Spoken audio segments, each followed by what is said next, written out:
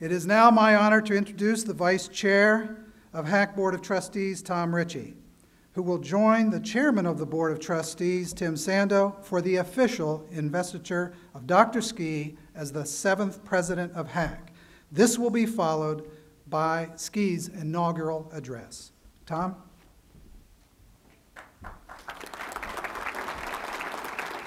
Thank you, Ron. On March 1st, 2011, the Board of Trustees appointed Dr. John J. Ski Sygielski as President of HACC Central Pennsylvania's Community College, effective July 11th of 2011. As a member of the Board of Trustees and as the Chairman of the Presidential Search Committee, I'm very pleased to present Dr. Ski to you, Mr. Sando, for public investiture as President of this college.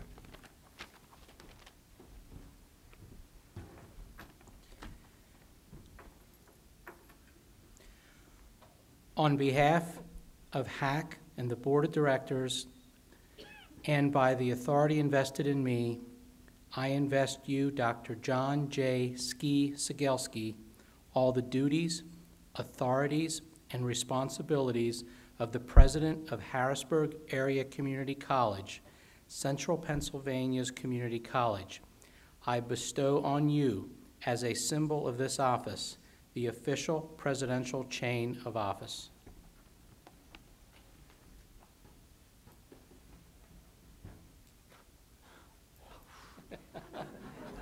You have your Wheaties. Yeah. Thank you, sir.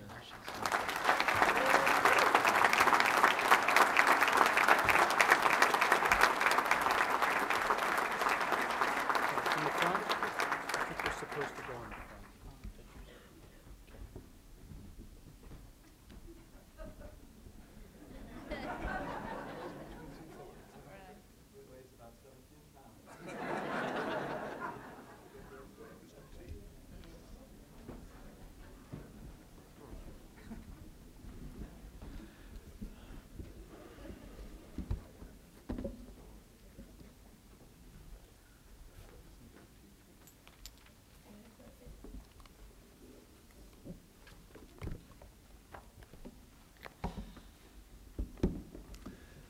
Well, good afternoon, ladies and gentlemen.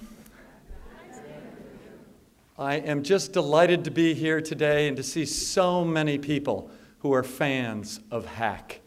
And you know, we are being broadcast around the world, and so if you want to see this all over again, please go to our website for the streaming video. I want to depart from a little tradition for a very quick moment, because you have been kind to sit for the last 2.5 hours. And what I would like you to do is, for those who are able and willing, if you would move to the edge of your chair. Please, move to the edge of your chair. On the count of 3, what I would like you to do, again if you're willing and able, is to stand and to shake your hands in the air and say, hallelujah. So on the count of 3, 1, 2, 3. Hallelujah. Thank you very much. Now, when you are out at a football game tonight or over the weekend at a cocktail party, you can say, how were all of those platform speakers at the inauguration? And you'll be able to say, you know, they all had us sitting on the edge of our seats singing hallelujah. So thank you.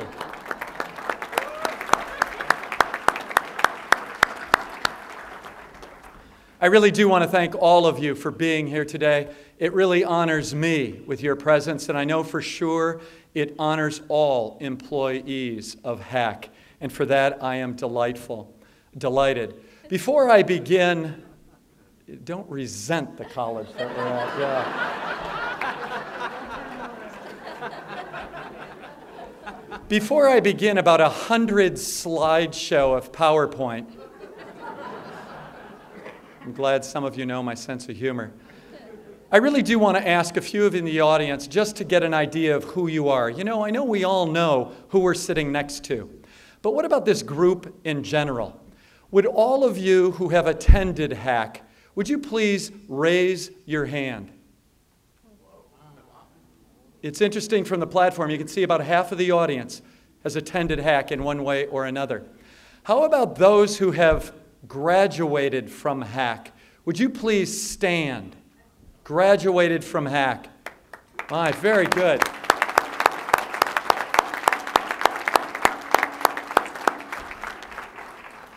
How about all of those who would like to graduate from HACC? There we go, we had a few, very good. It's a bit of the wave, yeah, and mainly our students, how nice to see. You will be there, you're getting there.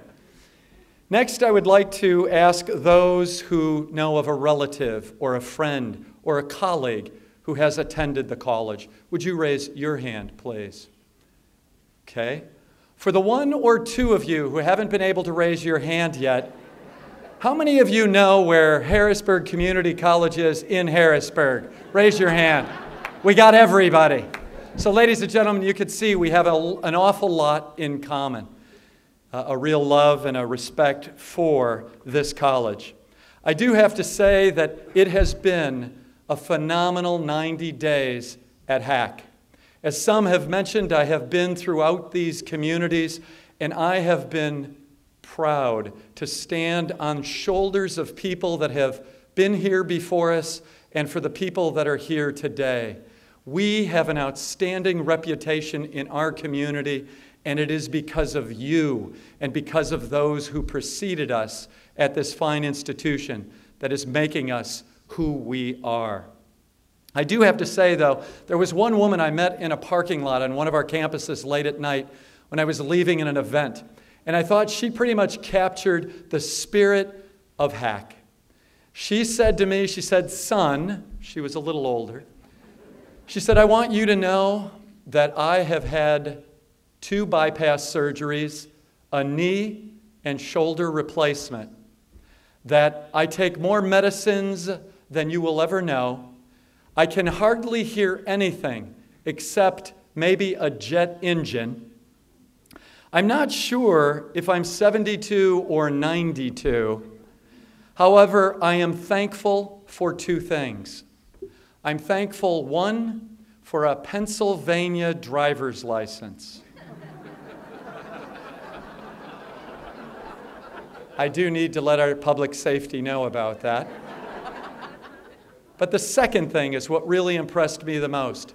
She said, "Son, I am so proud to be able to have a HACC decal on my rear window of my car." That says an awful lot about who we are as an institution in central Pennsylvania. I know that you all are held in esteem from our faculty to those who support our students in those services outside the classrooms. You heard much of that today. I'm here to talk to you a little, and I really mean that, a little about the past, the present, and the future. You've heard a bit of our past. There are many in this room who are very, very responsible for where we are today. Names like Bruce Cooper, who this building is named after, Jim Evans, Frank Haas, Maury Overholt, and many, many others who played an instrumental role in forming this campus not so long ago. And especially Clyde Blocker. One of the things that I learned about when I first arrived on this campus is Dr. Blocker's book. And I've had it for several weeks, and I've been going through it, and what's interesting to note, written in the early 70s, so much of what he wrote about then is so true today. So Walter, I want to say at the University of Texas, this is a book they may want to think about reading.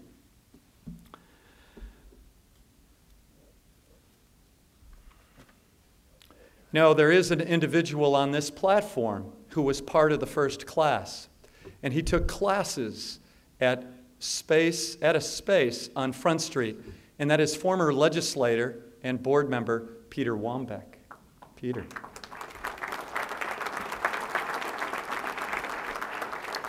But there's another individual that I want to celebrate here today because this is about our college, and that's Dr. Mike Clunk. Dr. Mike Clunk, would you please stand? Ladies and gentlemen, Dr. Mike Clunk is in the back. Thank you, Dr. Clunk.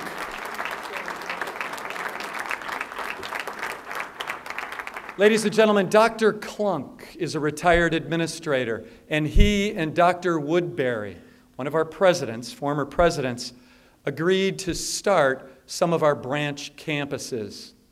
The communities called for HACC to expand into the various communities we serve. From what I have heard and what I know, Dr. Clunk was the heart of that expansion and was responsible for helping our campuses be established and grow. I also want you to know that we have great gratitude to the city of Harrisburg, who for $1 sold us this parcel of land. And what's interesting to note, as someone mentioned before, the thousands of individuals that have gone through this campus, these individuals have gone on to positions such as editor of the Washington Post, major league ball players, mayors, not only of this city, but currently of Lancaster and Lebanon, the two cities that I still have difficulty in pronouncing. There are numerous state legislators who have graduated and gone through this institution, and Maury Gingrich is with us today, and she is one of those. Many city council members, township supervisors, bishops, the Episcopal bishop in the area is a graduate, chiefs of police, and the list goes on and on. This is an organization that changes destinies, and I am delighted to be a part of that. If I can digress for just a quick moment, I too have a past. You heard a little about it. You probably heard the best part of my past. I grew up in a family, a working class family in a Polish community in Cleveland, Ohio. And I am the only person in my family to have graduated college, a first-generation college graduate. And I have a lot of people to thank, a faculty member in high school, a librarian. I honor librarians today because they play such an important role. I spent many hours in the library, not as a good student, but in detention,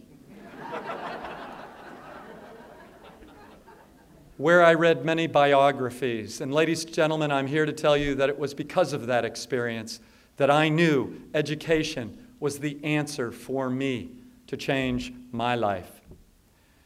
So I really want to thank my parents, John and Veronica Sygielski, who are deceased, but for their love, their guidance, and their support. But my parents weren't alone. All of us know that. There are many who have helped us get to where we are today.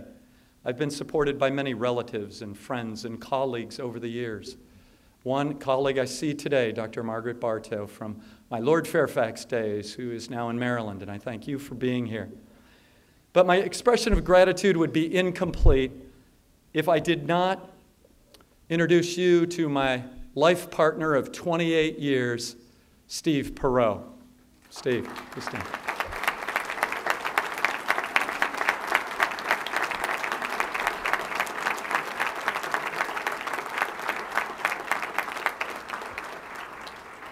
Steve has supported my career over the years, and he understands, on most days, the responsibilities of this job and of the most days. That is right, Pete, most days. He understands the demands of this job, and he understands that he provides a rational voice at times. He is there, and because of his endless support and encouragement and selflessness, I am delighted to be here and serve as the 7th president. The present, where are we at today, ladies and gentlemen? You heard where we are at. We have an awful lot to be proud of. We heard from Pam Watkins, who in meeting with her is so proud not only of the work she's able to do in her classroom, but proud of all of her faculty members, those she interacts with. And she is very proud of the accomplishments of her students. Many are here today. But you know, I have seen that pride on each and every one of our campuses that I've had the privilege to visit classrooms and interact with our faculty. But that pride does not stop just in our classroom. It goes way beyond our classroom. There are many who are responsible for making this institution what it is, and there are some that I want to highlight for a few moments. Ron Klein, Denny DeLongchamp, Dan Mann, and Keith Ruffalo. These are individuals who are our facility directors and lead teams of people on each and every one of our campuses to ensure that the physical place is an excellent learning place. They teach stewardship of state resources, and they teach the dignity of work. You know, this is a very well-maintained campus, and I know many of you before this event told me, especially those of you that are on this campus for the first time, how nice this campus really is. Well, to that end, I see Joe W. in the audience here from the Harrisburg campus, and I know that he would be willing to take you on a tour of this campus and zip you around in his golf cart. What's interesting is he probably would take you around and show you the grounds, the plantings that Deb Eichenberger and her team are responsible for. And he would take you into the HVAC system. And I will never forget, Joe, the day we crawled around in that system. As leaders, you all know you have to be careful what you ask for. So when you ask to see the campus, you really need to define what that really means. Joe, would you please stand so people who would like to zip around can see you? Thank you. Is Deb Eichenberger here too, Joe? Is Deb here? If she is, would you stand? Maybe you'll see Deb another time, but she is really responsible for this, for the grounds. A few more. I want to recognize Tammy Witkowski, the director of our IT systems, Marisol Jimenez in our Gettysburg campus, Barbara Seesholt, who's a coordinator of ESL and GED. These and other staff members, from administrative assistants to our financial aid professionals to our public safety professionals, all directors of first impressions, are people who talk about HACC, and they talk about their students, their campus. These are individuals who I am delighted to join. So students, and how many students do we have here? Would you please stand and be recognized?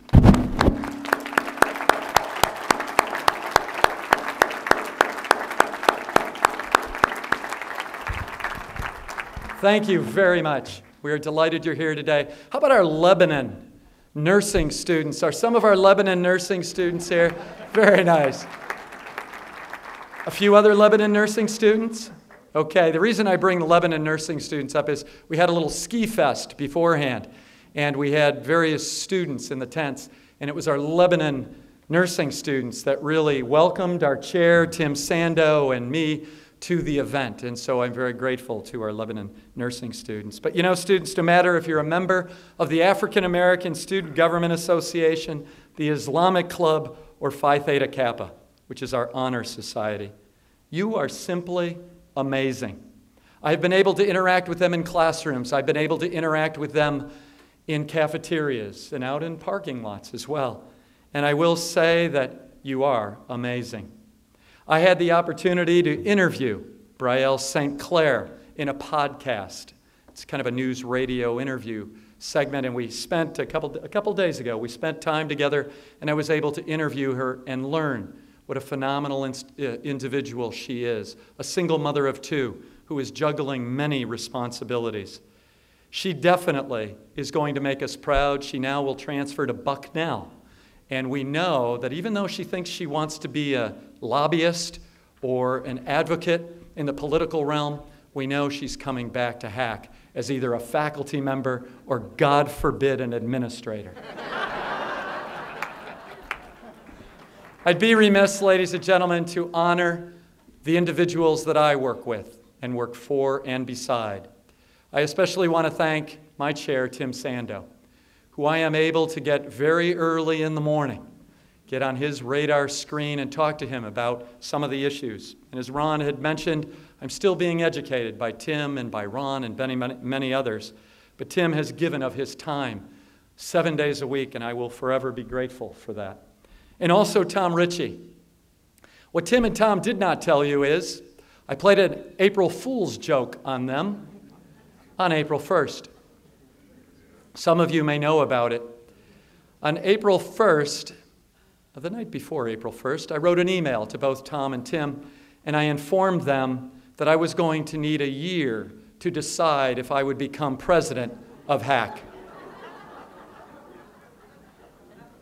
Needless to say, I received a very quick email saying we are setting up a conference call at 8 a.m. Pacific Standard Time for us to talk about this.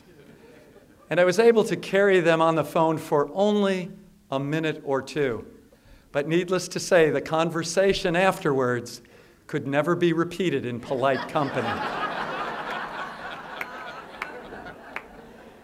So thank you both. I'm waiting to my first evaluation. We'll see how that goes. You know, in the last couple months, we have worked on a strategic plan, and all of you have worked on a strategic plan in your organization, in the city, in colleges. Many of our representatives from colleges, you've worked on those plans. Yesterday I had a very good experience to be at Central Penn and really got to learn a lot more about that institution and hear about their strategic planning. And we have 3 areas, no surprises: teaching and learning, organization, and operational. When we start with teaching and learning, ladies and gentlemen, I'm really sorry that I can't just name 3. I wish I could name the thousands of full and part-time faculty members that are at this institution changing lives. But there are a few that I've experienced that I need to honor today. Susan Corey in Lebanon is a nursing faculty.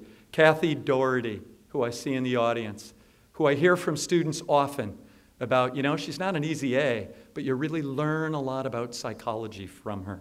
Nicole Ernst, Susan Ohop, Allison Path, Jason Roseberry, Marion Yoder, and the list goes on and on. Eva Balik. Is Eva Balik here today? Eva is one of our English instructors, I believe. And there is a very quick story from a young student who, after 20 years of being out of college, came back to the college, like so many of our students. She sat in an English class, and she told me that she felt that she was in the wrong class. It had been 20 years. She didn't write in the last 20 years. She felt out of place. And she walked out of the classroom, and the faculty member, Dr. Eva Balik, approached her and said, "I have a feeling something is wrong." And this student went on to tell her that she didn't feel competent or capable to do the work that was assigned. And Dr. Balik allegedly looked at her and said, "I am not going to let you fail. We don't let students fail in this institution." Well, I am happy to say, ladies and gentlemen, it's a positive end to the story. Tina Anderson, who is the student, ended up getting an A in the class, and she wrote an essay, and she competed against community college students from across the country. And you heard Walter make mention there are 1,167 community colleges across this country. And Tina won first place in that writing composition.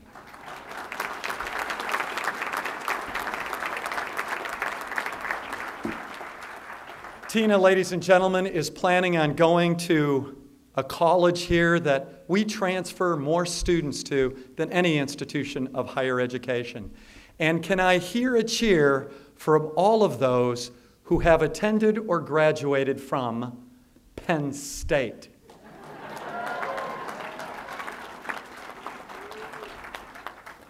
And Dr. Kulkani, you are here, and where are you, sir?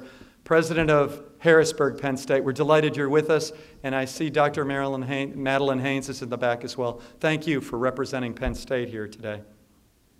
So again, there are many, many faculty that we can celebrate. Now, organizational excellence, we have a lot going on in that area, but one area I want to talk to you about, and that is the Center for Innovative Teaching Excellence, or CITE.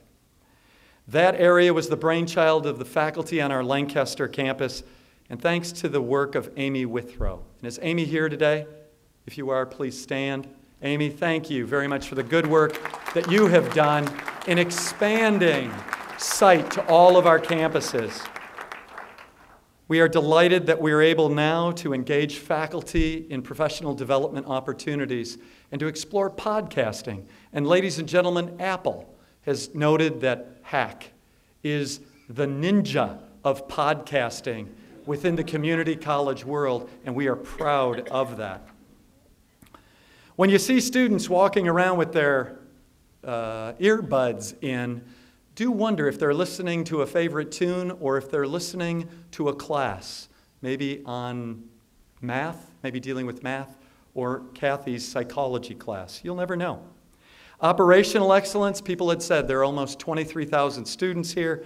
We have 50,000 taking non-credit work, and there's an awful lot that goes in to keeping these facilities operating and to keep people engaged in providing scholarships to help students attend our favorite community college. One of those individuals in this crowd, and we could name so many, is Mr. Frank Dixon. Mr. Dixon's in the back. Would you please stand so we could recognize you, Mr. Dixon?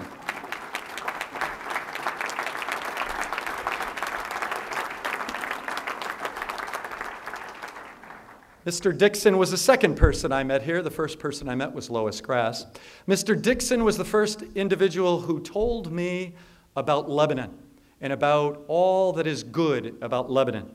He's a retired business owner and has been committed to this institution and to the community for many years. But as a former board chair of our foundation, he was committed to student success in finding ways to find funds for scholarships for students. Well, he joins Dr. Friedman, who I see in the audience.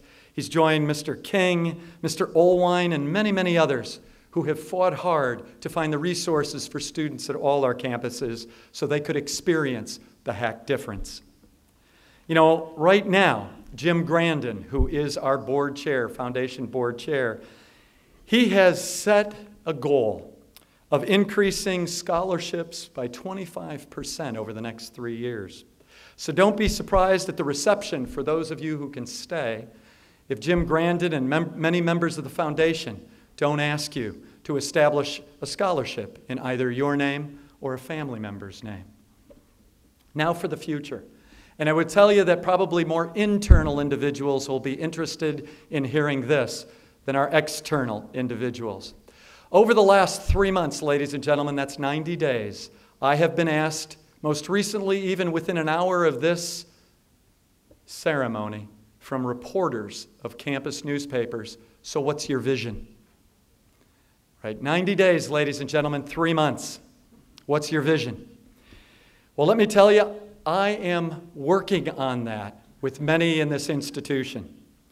But you know, being a philosophy undergrad, I want to quote Soren Kierkegaard, who said, "Life can only be understood backwards, but must be lived forwards."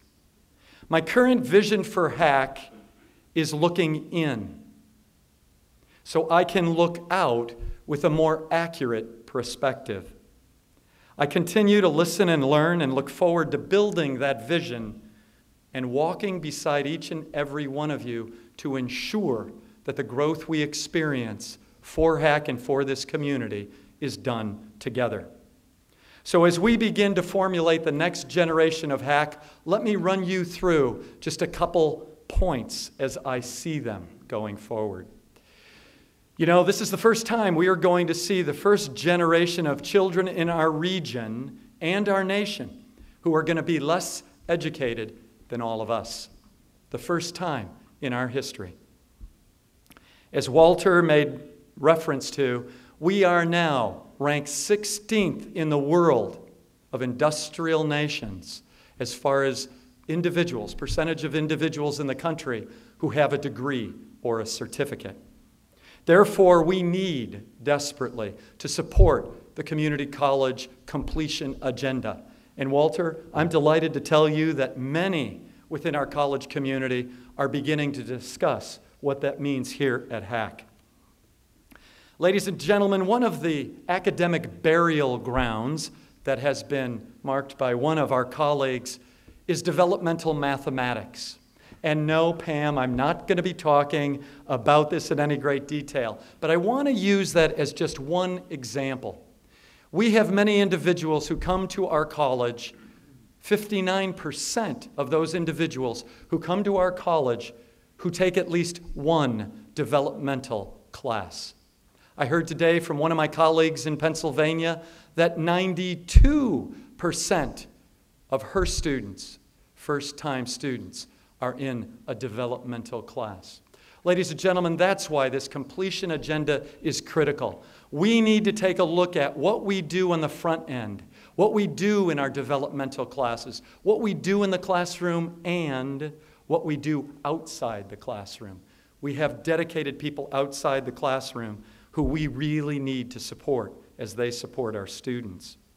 But recently, we have a group of mathematics faculty members who I'm delighted to say are starting a pilot program to enhance student success in our lowest level math classes.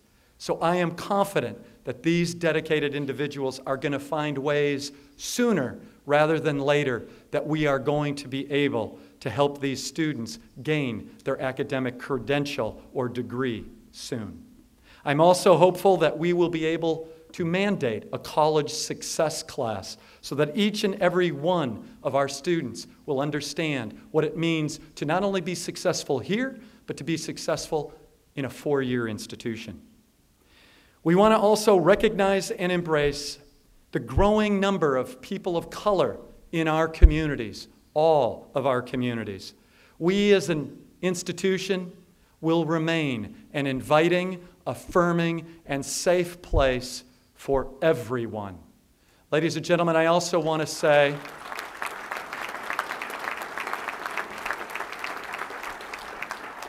that as the Ellis Island of higher education, we are going to make sure that our employees in and out of the classroom represent the students in which we serve.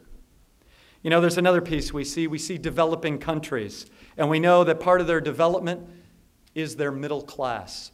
You and I have been reading and listening to a lot of issues about the middle class in this country and how they are in jeopardy. Well, ladies and gentlemen, we are definitely now going to take a look at and continue to take a look at the relevancy of our courses and of our programs here at the college to ensure that we are relevant to the communities in which we serve. I just learned recently that, you know, there are 600,000 manufacturing jobs that are unfulfilled today, There are also 500,000 healthcare positions that are unfilled today. So for all of our students in the allied health, congratulations. For those of you who are thinking of a new career, we will have recruiters at the front door, and you can talk to them about our allied health programs. But ladies and gentlemen, we want to make sure that the courses and the programs are preparing our students for the workforce of today. We know that this institution has played a major role in the workforce development, plans, and experiences of people in this area, and we want to remain in that space. There's a day of accountability has showed up, and again, for more of our internal colleagues, this accountability to higher education, within higher education, is going to be debated. But ladies and gentlemen, we want to be evidence-based in what we do. We want to see and really see what works in classrooms to ensure that students are able to move through our institution and achieve their goals. 67% of individuals who will be in the workplace in the next several years will need at least a high school degree and some college. Ladies and gentlemen, we're prepared to answer the call of some college and help them begin the journey from here. It's a new day for collaboration. We're no longer going to try and point fingers at partners. For students who are not college ready, for our students who do not have the right skills to be employed or the right credits to transfer, we must all sit together, our K-12 friends, college and university partners, and our business community, and through this collaboration, develop a seamless pathway. The urgency at hand demands collaboration because the consequences of not doing so or doing so are breathtaking. We see the need to become flexible and student-focused. We see continuous improvement as being an important piece. You know, we need to take a look at the false or unexamined truths that dominate some of our conversations regarding higher education financing and performance. Even though these issues will engage all of us in very sobering conversations, I know that this institution is ready to have that conversation. We will work at breaking down our internal and external silos so that we can do what is needed by our community and our country. We will return our service region and America to the greatness that we know she can be.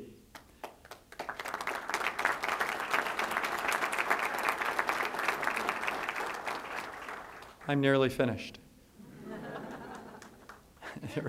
Thank you. I appreciate the honesty. You know, one of my goals at this college in the 90 days I've been here is to see that every man, woman, and child knows about HACC, and in all likelihood will attend HACC. But I also want us to be the model of American exceptionalism, based not on our past, but on what we believe our future can be together. As we continue to refine ourselves and grow to meet the needs of an ever-changing economy and populace, we need to willingly embrace change. Our students and our communities depend on it. But as Abe Lincoln said, the best thing about the future is that it happens one day at a time. May we never forget, and may we always remind each other that every day provides us with an opportunity and an obligation.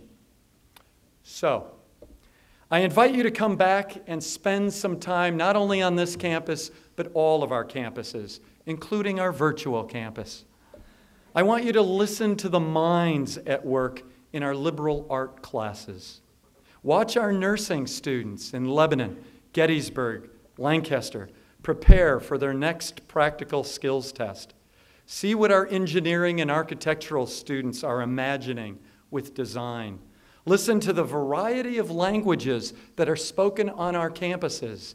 And you know, for those from York, we have 60 different languages spoken on our York campus. I want you to also taste some of the culinary creations of our culinary students. I also want you to contemplate the artwork of our students, or even ask Lois Grass for a tour of the Rose Lerman Art Theater. So in closing, I have this to say. I would like to quote a philosopher that Dr. Margaret Bartow introduced me to not so long ago to close this presentation. And I believe this little snippet will summarize our collective journey forward.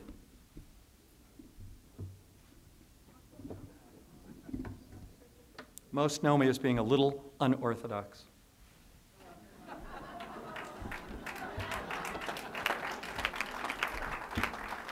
This is what'll be in the paper tomorrow, I'm sure.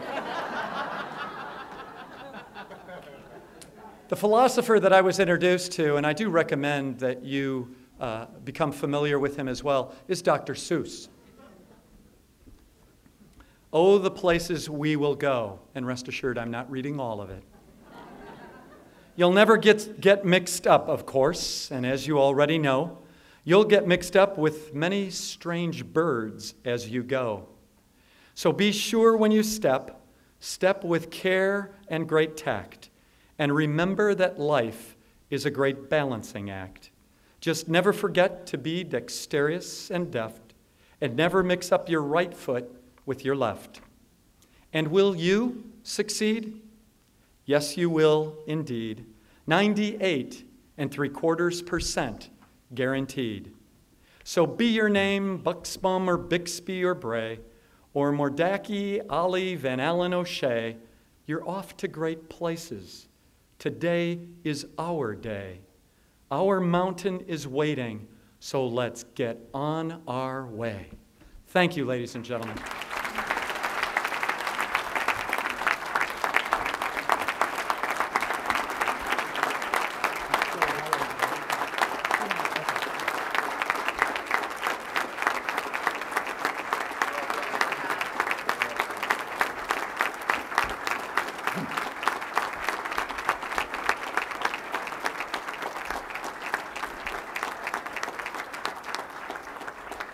So now that it's official, Ron, when are you retiring?